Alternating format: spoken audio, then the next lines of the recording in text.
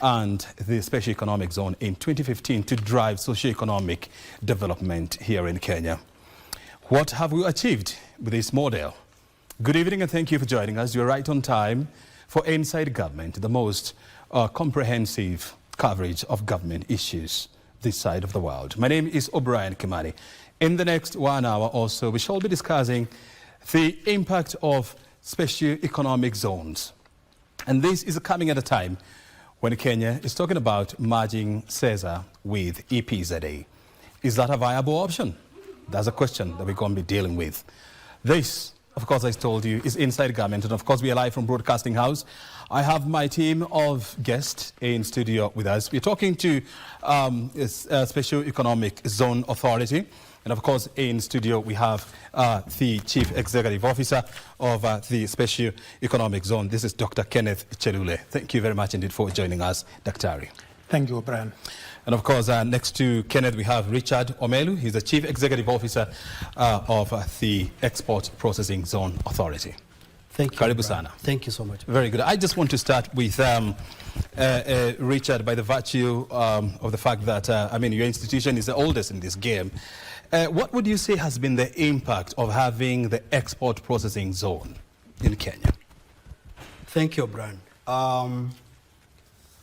I want to start by, first of all, elaborating who is or what is the Export Processing Zones Authority. The Export Processing Zones Authority is a state agency under the Ministry of Investments, Trade and Industry. We are established by an Act of Parliament, EPZ Act of 1990, with the primary mandate of promoting and facilitating export-oriented investments, and also to provide an enabling environment for such investments. Mm-hmm. The authority has been there. It is abbreviated as EPZA. It has been there since 1990. And this institution was established by the government, really with the primary mandate really to see that we increase our export base as a country, and through that to increase our foreign income or foreign exchange earnings, and also to spur industrial growth. This authority has been there, and it is mandated to really ensure that we promote industrial growth, we promote balanced economic development as a country, and we perform various functions. Briefly, let me elaborate so that now we come to the successes that we've been able to cover, to record over the period of 35 years or so. As EPZA, we are mandated by the government to really to designate export processing zones. This we do in collaboration, or we initiate the process, then we escalate to our parent ministry so that now specific zones can be set up. Number two is that as an agency of the government, we administer an incentive system. Within the EPZ program, it is provided for that we administer special incentives aimed at spurring or attracting investments in the country. Within the zones, we note that there are quite a number of incentives that we'll be able to discuss maybe at a later point as we continue the discussion. Number three is that we also receive applications for those investors that wish to be areas to be gazetted as zones or EPZ operators. We directly participate in performing due diligence or evaluation of those applications. We also, as a regulator, enforce other requirements, administer necessary legislation, administer necessary requirements within the zone to ensure that all operators abide by the necessary provisions as per the EPZ Act. O'Brien, looking at EPZ or EPZA, it has been there since 1990. This is... So we are talking about 32 years. About 32 years, or thereabout. This is an institution that has revolutionized this country. And I want to just look at a few parameters just to demonstrate how the program has been instrumental in promoting growth, and also in promoting exports. I just want to give a few cases or key parameters. On exports, we have been able to push exports. In the year 2024, we're able to really push exports to 129 billion through the export processing zones program. This is a milestone that really is remarkable in terms of the percentage contribution to national export, which is about the total export of in the year of 2024 of about 1.1 trillion. We're able to really contribute 11.6% as under the EPZ program. Secondly, is that a good number from your assessment? From my assessment, yes, it's a good number, and there's room, and we are doing everything possible to increase that percentage to around 15%, and be able to elaborate the measures that we're putting in place. In terms of employment creation, O'Brien, under the EPZ program, we've been able to provide job opportunities to our fellow Kenyans to a tune of 89,941 in the year of in 2024. Looking at that, so that is the total employment number absolutely, through EPZA. Absolutely. Now, the most important thing again under the employment area is the thematic area is that most of these opportunities have been accorded to women and youth. That is key in terms of really ensuring that young people and women are actually participate in productive employment. So there is an affirmative action component part of your operations. Absolutely, absolutely. I want to hear these from you. I mean, when you look at the city of Shenzhen in China, it is regarded as the best model of what export processing zones and, of course, the special economic zones can do. From a humble fishing small town back in 1980s to one of the most advanced cities in the world with a population of almost 20 million people, Shenzhen stands as a model. Why don't we have Athi River, Kitengela, Machakos looking like Shenzhen? If you come to Kitengela and Athi River on any day of the week, I want to tell you that the growth that we have seen in Kitengela and Athi River is directly as a result of the EPZ program. On daily basis, we receive about 32,000 employees who are engaged in about 98 companies within the Athi River zone. The Athi River zone only? Absolutely. 32,000 Kenyans, and notably mostly women and youth. The developments you see in Kitengela, the facilities, the banks that you see in Kitengela, the health facilities that we see in Kitengela and Athi River by extension, is because of the EPZ program. I want to confirm that directly we have and we still continue to play a role in promoting growth of Athi River. And therefore, I want to confirm that the model that you are implementing in Athi River is similar to what we want to implement in other flagship zones or flagship zones that we are currently operating or managing on behalf of the government. And therefore, I want to really authoritatively confirm that from the humble beginnings, because I'm sure Kitengela was just more of a market, even 10 years ago, it was not as big as it is today. The traffic that you see, the people that you see living within Kitengela is courtesy of the EPZ program. It was actually, an expansive grassland savanna, about 20, 30 years ago. Absolutely. I'll be coming back to you just to find out what is the contribution of the EPZ within, apart from the jobs that you've talked about. In terms of economic development, what has been the impact of the export processing zones in the economy of Kajiado County as well as Machakos County, where you have the biggest impact? But I'll be coming back to you. I want to hear this from Daktari. I mean, you are the newest baby. You established in 2015. It took about 4 or 5 years, to operationalize the institution.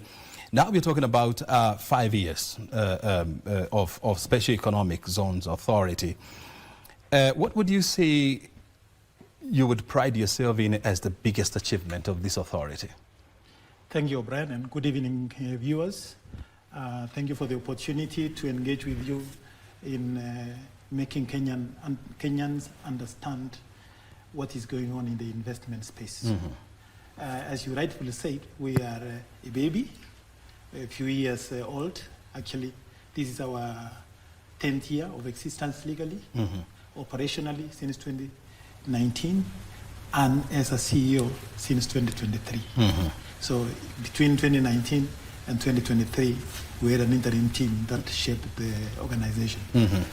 Maybe for purposes of the viewers getting to know why such program exists, it is important to know that, as you said earlier, the special economic zones in the current shape was informed by early developments in places such as Ireland, who were the first in the 50s to set up an incentivized zone. And that, in terms of people who understand special economic zone, is called economic zone 1.0. Then we moved to 2.0, where we had from specialized special economic zone to multifunctional. And as things evolved, there was need, as we exploit resources, to consider environment. And then we had 3.0, which is an eco-friendly industrial park. Since then, we moved on to 4.0, which kind of digital. And as we are now, globally, we're at the space of smart SEZ, or smart special economic zones. In Kenya, as you said, we began in 2015 legally. It's been a journey. I want to say that special economic zones program is more or less similar in many ways to EPZ program, except a few areas. What informs special economic zone is the development in places such as China. You said Shenzhen was a swamp and an area that was specialized in fishing not so long ago, or 20 years ago. The settings of an SEZ is more or less to follow those examples that have successfully been implemented elsewhere in places like Morocco, Egypt, Dubai, and China. China is what it is because of SEZ. In terms of mandate, of course, we are set up by an act of parliament, and in terms of mandate, we primarily have a dual mandate. We regulate special programs in this country, and we also have the mandate of developing some of the zones. In our case, Naivasha Special Economic Zone. When we began, we had, remember, we started from zero. Today, as we speak, we've got 92 enterprises that have been licensed. We've got 45 special economic zones, and they take different shape. As an authority, we focus on the size of land, the activities that are taking place in this zone. So just like our sister institution does, there are requirements that one must meet in order to declare a place a special economic zone. And for people who may wish to know inside of special economic zone, in terms of custom law, it is considered to be outside of Kenya. And special economic zone can sell products into the country and outside of the country. Therefore, it's a very sensitive program which has to be treated a bit differently because it has the risk of cannibalizing existing industries within a country. What have you learned in your short span as an authority? I mean, you gave some impressive statistics about how many establishments you have made. What have you learned in your short span as an authority? So, first, as I transit into what we've learned, so there have been a few achievements. Despite that, we've obviously operationalized the program. Yes. From about 5 years ago, to the extent that we now have those numbers we're talking about. And it's been a learning curve. We had to set up frameworks, procedures on how to administrate over SEZ program. As I said, we are competing. the same incentives we offer in Kenya are offered in Rwanda. They're offered in Dubai. They're offered elsewhere. So, and what we've learned is that investors have choices. Yeah. Sometimes it is not about just incentives. It's about how the program is implemented. How do we treat our investors? So Kenya today, what we learned is that has put up this these incentives, a program that has captured the attention of people like Microsoft, G42. We've had Linglong paying attention to what's going on here, thinking of setting up shop here. ICRC, International Committee on Red Cross, has closed some of its offices elsewhere in the continent and in Gulf countries to set up shop in Nairobi. And today we're servicing war zones from Nairobi, whether it's Gaza, Ukraine, and many others. That is what we've learned is that Kenya is in a position to compete globally. Very well. When you Je, umewahi kuwa na deni ya KRA? Basi, usiwe na shaka. KRA wakishirikiana na KBC wamekuandalia roadshow murwa kabisa. Jiunge nasi tukufahamishe kuhusu KRA Tax Amnesty Program na jinsi utakavyoweza kusamehewa adhabu na riba na KRA. Pia, tutakuwa tunakusaidia kujaza fomu za kodi za mwaka 2024 na kukusaidia na huduma za KRA kwa mtaa wako. Alhamisi tarehe 29 mwezi Mei, tutakuwa maeneo ya Homa Bay. Tutazuru Oyugis, Rangwe Road, Ndhiwa, Sori, Kendu Bay, Homa Bay Town na Mbita. KRA, tulipe ushuru, tujitegemee.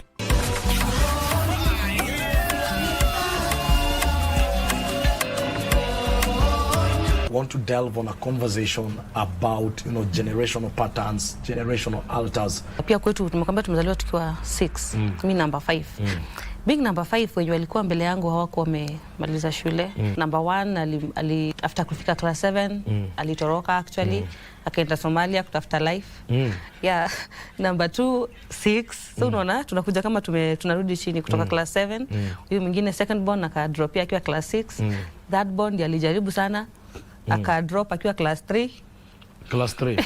Yeah, class 3. Na wazazi wako wanaleta noma nini. After amechapa mtu huyu akaenda, niliamkanga tu nikaketi chini nikaambia God, if at all it's your will, niendelee kukaa kwa hii marriage, wacha nijue leo. Sasa Mungu ameniambiaje? Kanyanga kubwa. So that's how I left. Na ni mbio, asifikirie kuja kwa nyumba kuja pata unapaka. Yutani tutakuwa tuna story nyingine mbaya. Mimi na feel something would have been done back then. Maybe kama prayers wange dig deep, hii kitu ingetuokolea kina sisi sasa. So hiyo kitu nilionanga na hii kitu yenye jumi ndio nimeidentify hiyo shida. So nisiposimama nivunje hakuna mwenye ataivunja.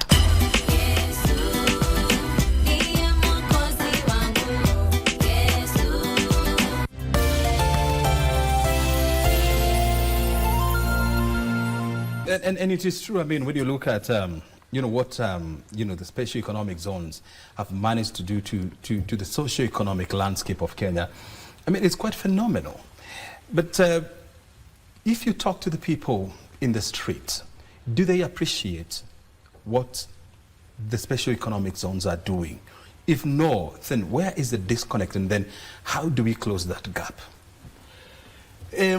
Obviously, an average person today knows what Tatu City is, knows what Konza is, they know what Naivasha is, okay? They may not know Ndogo Kundu, and we want to thank the President of the Republic of this country, Honorable Dr. William Samoei Ruto. He's been our champion in creating the awareness about the program.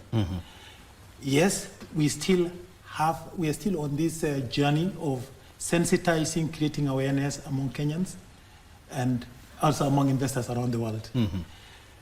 And especially, what is it that is in it for the various sectors of the economy? If you are a mama mboga, how can you play a role in the zone? If you are a youth, how can you play a role? If you are a woman, if you are a person with disability, if you are an investor, if you are an SME, if you are an innovator. We, as a program, have option for all these people. We currently, and this is something that we must note about special economic zone, being a new program, we are currently in a construction mode. We are still developing the zone, putting up the necessary infrastructure. Even the more advanced special economic zones such as Tatu City and Nairobi Gate, the infrastructure is still being put in place. Wherever there is an infrastructure, there are people, whether they are graduates of Tibet or lay people, they are participating in the construction. So there are jobs. There are tenders to supply materials, whether it's sand and others. Very good. And those that have moved on, we now have business processing outsourcing companies that have set up shop in this country. The youth, and I want to quote a few examples like Tele and others, who are getting employed in this job. They can operate and earn a revenue out of their skills from the universities. They can get into gainful job employment. Yes. I mean, you know, when you look at the last 5 years, I mean, this is what you'd call the proof of concept stage, whereby you're trying to see whether the concept can work. And we heard these from a cabinet memo I think it was last month, but one, that there are plans to merge the two institutions, EPZA and SEZ. You know, the history of Kenya and special economic zones it goes way back to 2009 when Kenya was developing the Vision 2030.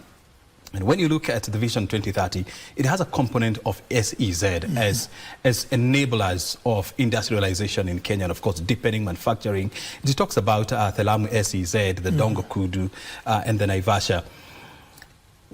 What is your thought on these, you know, in merging these two institutions? Is it the right way to go? What are we doing in the space of investment around incentivized program?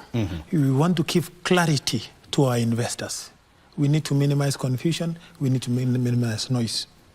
The conversation about merger is not a Kenyan discussion. I can tell you, last year, 2023, the conversation around having SEZ and EPZ began. In fact, there was a policy which was done by the ESC partners that then recognized that EPZ is a program under SEZ. Regulations were passed last year. So what the cabinet has made a decision on is in tandem with the conversation going on within the partner state of East Africa. Because when you go to Tanzania, the leading program is EPZ. They don't have an SEZ. Same in Uganda is free trade zone. So the idea is also to harmonize, not just in Kenya, but across. But I think the bottom line is this. What do investors get from Kenya in the way of incentives? Does it cause confusion? So the conversation about merger was just to make sure that there's no noise, that we are speaking the same language. And in principle, the two programs actually are almost similar in many ways. Hence the reason of conversation. So if we achieve the numbers we want, for example, increase to $10 billion, then the purpose for merger is already achieved. And in principle, we all agree that there is need to harmonize the two programs. To harmonize, yes, but not to merge.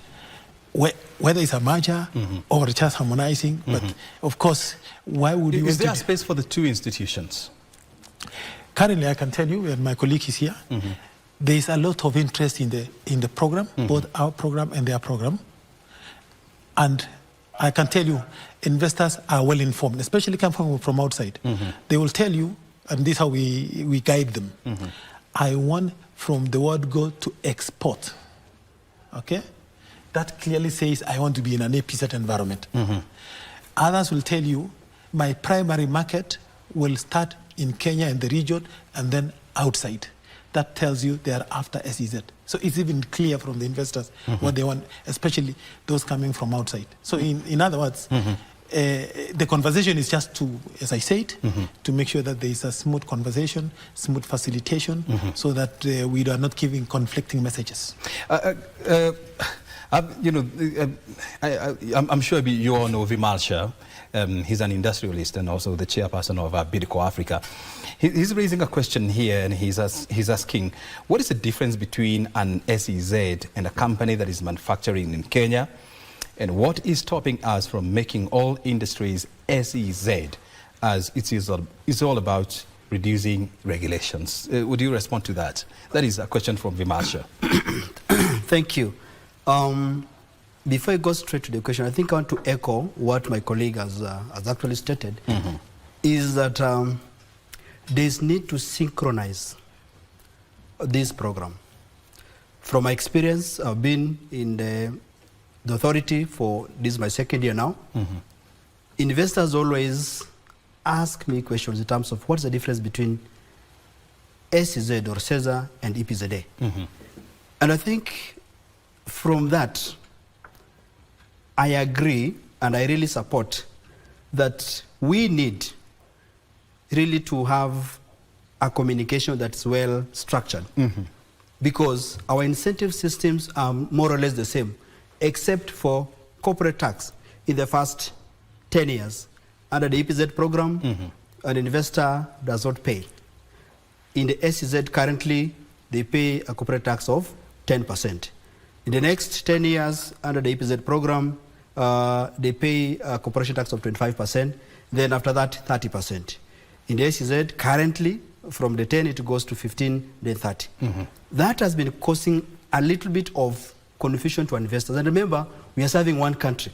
We are one country, we are serving the same investors. And arising out of that, indeed, it is very important that we have this merger process takeoff. And my colleague and myself, we've really participated in the same, because we see that by doing so, one, we'll be able to be very effective in terms of communicating and even serving our investors, both domestic and foreign.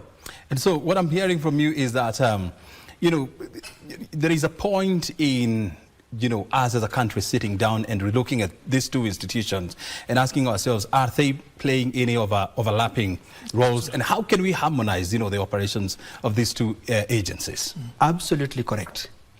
I want to hear this from Chelule. And this is also a question that Vimalsha is asking.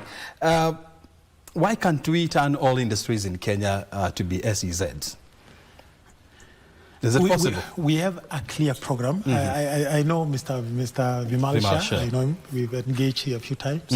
And I know he's somebody who has contributed to this country. He's raising a good point. First, we have to appreciate why SEZ exists. We know that we need to accelerate development in this country, industrialization. Clearly, there are companies, industries, that will not want to be SEZ, from my experience. For example, automotive. They feel that the incentives they have outside of SEZ are far much better compared to SEZ. There's nothing wrong if one wants to switch from SEZ. But remember this, and this is where Vimalsha maybe I will want to educate him. SEZ are designated areas. You have to be in a certain space. You have to operate from that space. Okay. Many of our Kenyan industries, of course, you know that Nairobi and the metropolitan take around, I think, 90% of the industrial spaces in this country. And Nairobi, they are dotted all over. Being technically, in terms of custom union or custom laws, they are being a foreign country. Then you need to have clear entry and exit so that goods can be monitored going in and coming out. So is the current topography in Nairobi and the country aligned to that? The answer is no. You'll get industries all over the place. However, there are industries that are amenable to become SEZ. For example, those in business processing outsourcing. You can easily set condition and say, employ a minimum of these, export your services. And then you qualify to be in SEZ. Correct. Because remember this, if we cannibalize the people who are paying taxes, tomorrow there are problems. Who will pay taxes? Having said that, last point, when goods come out of SEZ, they are treated as they have come from outside Kenya. Outside the country. So they'll have to pay whatever relevant taxes required, whether it's 35% duty, 20%, whatever it is. So that is one way in which we cushion companies that are in SEZ from eating those in the country. And I'm sure, there must be a program whereby you even engage with local investors, the people like Vimal Shah and other companies, for you to try to make some clear understandings on the role of SEZ, EPZA, and of course industries outside these two organizations. Regions. We are running out of time, and because we have to wrap it up, I want to give 30 seconds to each one of you to tell us what is the future of EPZA. Thank you. The future of the EPZ program is extremely bright. Mm-hmm. It is bright because of the growth that we've experienced, the foreign direct investments that we've been able to attract, and the devolved or the decentralization of the industrial development that we are seeing in the country is as a result of the EPZ program, which fits very well into the special economic zone arrangement. Yeah. And therefore, it is really my sincere hope that we all understand that the role we play as special economic zones, as export processing zones, is critical for the development of this country. Mm-hmm. It's critical in the creation of jobs, decent jobs, and also in really ensuring that we increase our foreign exchange earnings through exports to destinations outside Kenya, and also to really ensure that we enhance skills, because through our program we also have expatriates that transfer skills to local. So in the long run, we are also improving in terms of efficiency as a country, and that is good for us for development. Chalule. This is what I have to say. Kenya has abundant resources. Mm-hmm. We've got green energy, well-educated population. Mm-hmm. The infrastructure is developing, railway line, the ports and all this. We have what it takes to be an advanced country and to compete globally as China has with Shenzhen, Dubai, Ethiopia, and people like Morocco, even Nigeria coming up, Rwanda and South Africa. Very good. So I want to appreciate the Kenya Kwanza government for mainstreaming special economic zone agenda. It is the instrument that will deliver us to the industrial levels that we desire to be able to compete globally. Very good. Chalube, thank you so very much indeed, and thank you very much, gentlemen. You do agree with me that this is part one and we have part two that is pending. We need to come back here and discuss more about the role of special economic zones in Kenya. Thank you very much indeed, gentlemen, for joining us tonight. Thank you. That's a great conversation we've been having here around the role of special economic zones in driving socio-economic development here in Kenya. You have been watching Inside the Government live from Broadcasting House. Thank you very much indeed for joining us. My name is O'Brien Kimani. We do this again on Wednesday next week. Until then, have a good night. Thank you.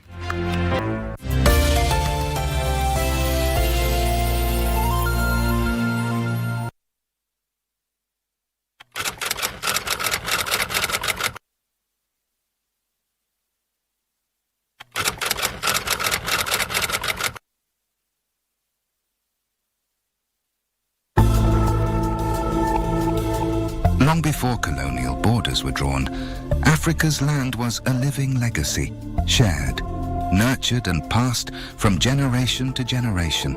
Land was not a commodity to be bought or sold, but a birthright held in trust by the community for all its members. In early African societies, land ownership was communal. Families and clans used and cared for the land together, guided by custom, wisdom, and tradition. There were no title deeds, no fences, no lawyers. To the early European explorers and settlers, this absence of formal individual title was seen not as a system of trust, but as an opportunity. Land that had no paper owner, they reasoned, was land that could be claimed.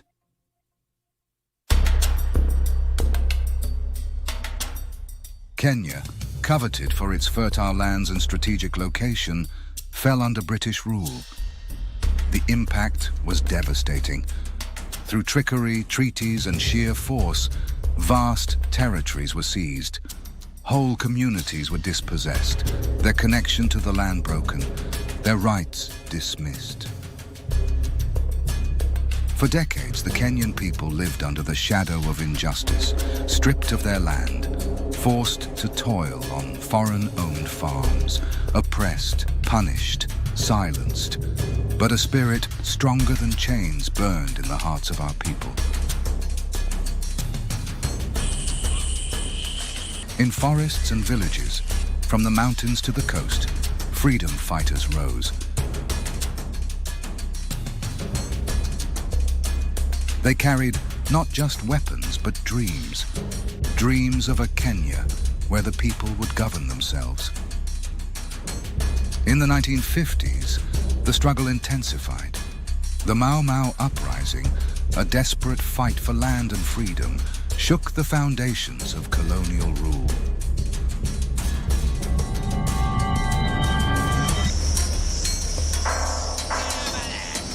The British response was brutal, and the fighting vicious. Thousands paid the price in blood. Kenya police bring the biggest prize of the anti-terrorist campaign, Dedan Kimathi, self-styled Field Marshal of the Mau Mau organization. Many, like Field Marshal Dedan Kimathi, never lived to see the dawn they fought for. But their sacrifices lit a fire across the land, a fire no empire could extinguish.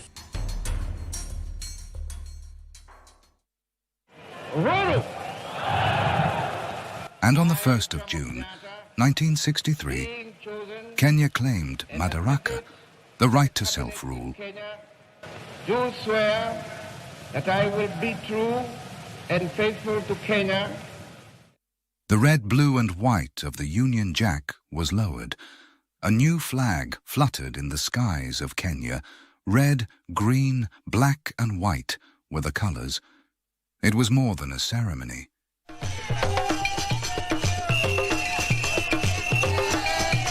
It was a reclamation of dignity, a declaration that Kenya belonged to her people once again.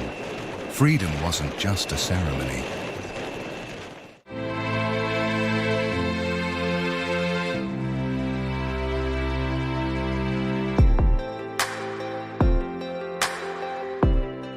It was waking up to hope, building homes with our hands, planting seeds of prosperity, healing the wounds of yesterday. It was ordinary Kenyans becoming extraordinary builders of a nation. Kila wakati tunasema uhuru, mimi nafikiri kila moja alijua tunasema nini. Na kwa wingi wenu vile mnakuja leo, dunia imejua kwamba sisi watu wa Kenya tulikuwa na kiu zaidi ya uhuru wetu. Siasa yetu ya kujenga taifa letu ilitangazwa siku ile tuliyojipatia serikali ya kwanza ya madaraka chini ya mwito wa Harambee. This day is a call to all Kenyans to renew their commitment to carry forward the agenda of our founding fathers for building a free, just, and prosperous nation. Our monumental victory in the war of liberation from the colonial government was achieved because we had men and women who, on their own volition, sacrificed their lives so that we would be free to govern ourselves. In fighting for our sovereignty, our noble freedom fighters had primarily waged a political struggle to liberate a people divided, humiliated and impoverished under a predatory system whose institutions were vicious and extractive.